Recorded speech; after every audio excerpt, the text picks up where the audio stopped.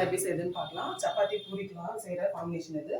எப்படி செய்யுதுன்னு ஃபஸ்ட்டு பார்க்கலாம். இப்போ கடாயில் எண்ணெய் சேர்த்துக்கிறேன். இப்போ செய்யறது எல்லாமே வதக்கி அரைக்க தான் போகிறேன். ஃபஸ்ட்டு எண்ணெய் சேர்த்துக்கிட்டேன். இப்போ எண்ணெய் காஞ்சிச்சு. எண்ணெய் காஞ்சதும் 2 துண்டு பட்டை சேர்த்துருக்கேன். ஒரு அன்னாசிப்பூ, 2 ஏலக்காய், ஒரு 4 கிராம்பு சேர்த்துருக்கேன். இப்போ இதில் வந்துட்டு இஞ்சி பூண்டு சேர்த்துக்கலாம். ஒரு துண்டு இஞ்சி. நான் சின்ன பல் பூண்டாக இருக்கிறதுனால ஒரு 10 பல்க்கு மேலே சேர்த்துருக்கேன். பெருசாக கம்மியாக சேர்த்துக்கோங்க.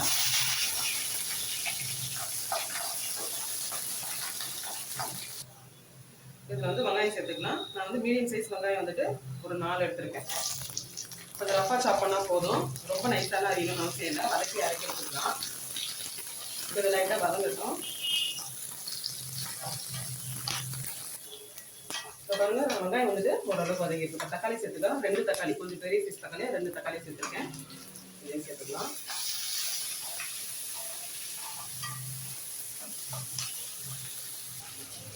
இதுலேயே வந்துட்டு ஒரு 10 முந்திரி சேர்த்துருக்கேன். சேர்த்து இதையும் சேர்த்து வதக்கிக்கலாம். இதில் இப்போ வந்து நம்ம இதெல்லாம் மசாலா பொடிலாம் ஆட் பண்ணிக்கலாம். ஒரு ஸ்பூன் வந்து தனி மிளகாத்தூள், இதில் வந்து 1/2 ஸ்பூன் ஜீரகத்தூள், 1 ஸ்பூன் தனியாத்தூள், காஷ்மீரி மிளகாத்தூள் கலருக்காக 1 ஸ்பூன் இதெல்லாம் சேர்த்துருக்கேன். கரம் மசாலா வந்துட்டு நீங்கள் இந்த பட்டை லவங்கெல்லாம் இப்போ நீங்கள் சேர்க்காம இருந்தீங்கன்னா கரம் மசாலா சேர்த்துக்கோங்க. அப்படி இல்லாட்டி வேண்டாம். நம்ம இதுலேயே வந்து பட்டை லவங்கம் எல்லாம் சேர்த்துக்கிறோம் இல்லையா, அதனால கரம் மசாலா வந்து இப்போ சேர்க்க வேண்டாம். இப்போ இந்த பொடியெல்லாம் நல்லா பச்சை வாசனை போகட்டும். அந்த அளவுக்கு நல்லா வதக்கிடுங்க.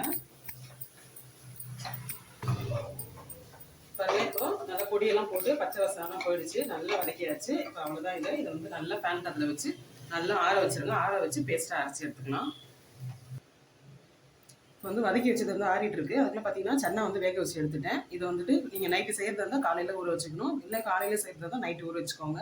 இது நல்லா ஒரு 5 விசில் கிட்ட வைக்கலாம். நல்லா இந்த அளவுக்கு நசுங்கணும். அந்த மாதிரி விசில் வச்சு எடுத்துக்கோங்க. இப்போ இதில் வந்து இதிலேருந்து கொஞ்சோண்டு எடுத்து இதில் கப்பில் தனியாக வச்சுருக்கேன். இதை வந்து கொஞ்சம் குறப்பாக அரைச்சி எடுத்து நம்ம கிரேவி செய்யும் போது கூட சேர்த்துக்கலாம். நல்லா திக்னஸ் கொடுக்கும் பேஸ்ட்டாக. இப்போ ரொம்ப குழகுன்னு தண்ணி ஊற்றி அரைக்கக்கூடாது. கொஞ்சம் ஒன்றும் பாதியமாக குறன்னு நினச்சி எடுத்துக்கலாம்.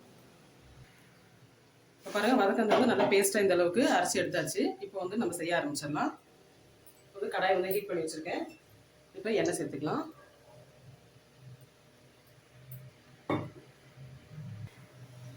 எண்ணெய் காஞ்சிச்சு. ஒரே ஒரு பிரிஞ்சி இலை, அப்புறம் ஒரே ஒரு பச்சை மிளகாய் வந்து இந்த மாதிரி கீறி வச்சுருக்கேன். இதை சேர்த்துக்கலாம். இப்போ வந்து அரைச்சி வச்ச பேஸ்ட்டு சேர்த்துக்கலாம். வேறு எதுவுமே தேவையில்லை. எல்லாருமே நம்ம வந்துட்டு வதக்கி அரைச்சிட்டோம். இது மட்டும் போதும்.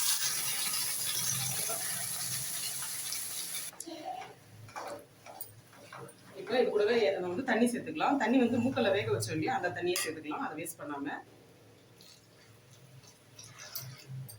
சேர்த்து நல்லா கலந்துருங்க.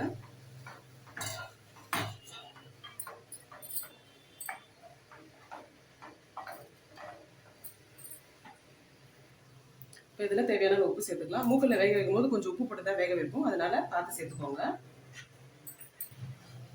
பாருங்க, எல்லாம் சேர்த்தாச்சு. இப்போ தண்ணி எல்லாம் ஊற்றியாச்சு. உப்பு காரம் செக் பண்ணிக்கோங்க. சேர்த்துட்டு இதில் வந்துட்டு கொதி வரட்டும். கொதி வந்ததுக்கப்புறம் நம்ம மூக்கில் சேர்த்துக்கலாம்.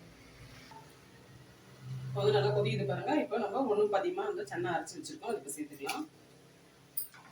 சேர்த்துட்டு இது நல்லா மிக்ஸ் பண்ணிவிடுங்க. இப்போ வந்து நல்லா மிக்ஸ் பண்ணியாச்சு. இப்போ நம்ம சன்னா சேர்த்துக்கலாம். சேர்த்து நல்லா கலந்துருங்க.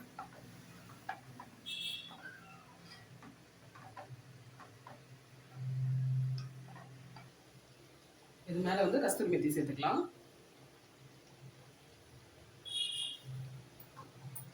சேர்த்து மிக்ஸ் பண்ணிடுங்க.